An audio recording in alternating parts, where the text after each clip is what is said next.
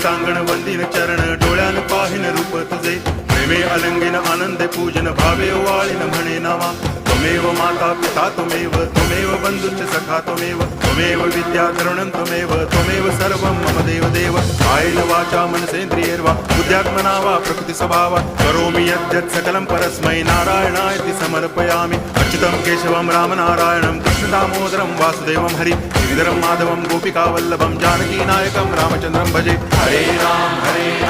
Ram Ram Hare Hare Hare Krishna